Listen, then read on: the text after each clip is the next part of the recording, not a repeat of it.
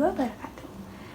Pada kesempatan kali ini, saya Cihana Syaputri dengan nomor RPM 2501200005 ingin membahas tentang manusia dalam perspektif Islam beserta tugas dan tanggung jawabnya.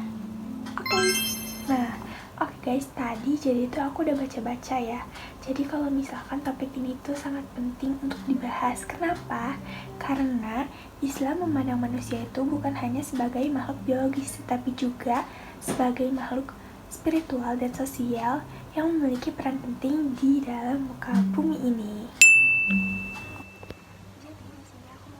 Kalau misalkan manusia itu menempati posisi yang sangat istimewa di antara makhluk ciptaan Allah Subhanahu wa Ta'ala, dan Allah menciptakan manusia dengan sebaik-baiknya, sama seperti yang tertulis dalam surah At-Tin ayat 4 yang artinya sesungguhnya Allah telah menciptakan manusia dengan sebaik-baiknya. Dan kemuliaan manusia tidak hanya tercipta dari fisiknya saja, tetapi juga dari potensinya, akal, hati, dan ruh yang diciptakan oleh Allah Subhanahu wa Ta'ala.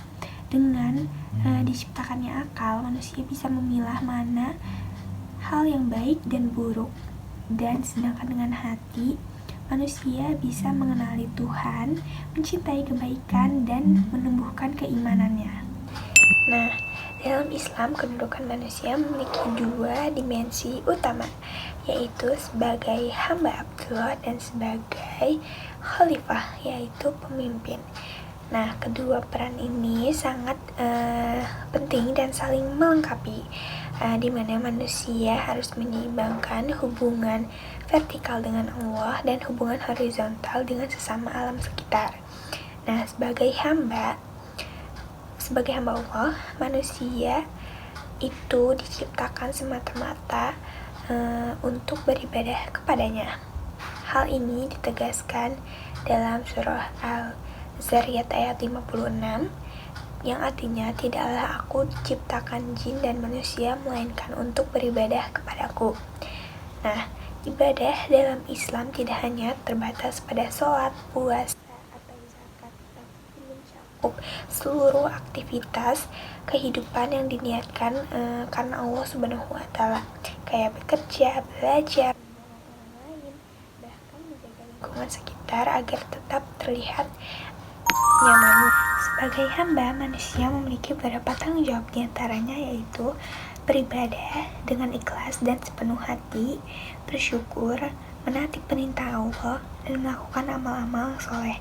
Namun sebagai manusia juga kita memiliki tantangan yang diantaranya kita selalu merasa malas, kurangnya rasa bersyukur, turunnya hawa nafsu, apalagi di era perkembangan zaman ini yang sangat modern, di mana-mana kita harus memilah, apalagi di sosmed, kebaikan, mana hal yang baik untuk kita lakukan.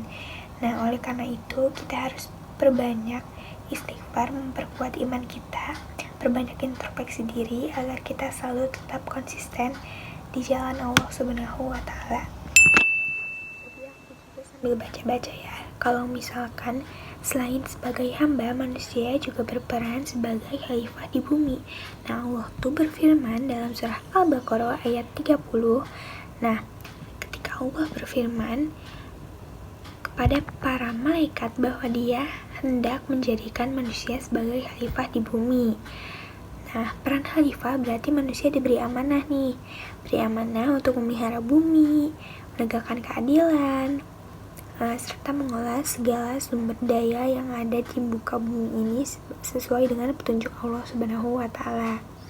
Nah, sebagai khalifah, di sini ditegaskan manusia memiliki tanggung jawab untuk menjaga keseimbangan antara kepentingan pribadi, masyarakat, maupun alam sekitar.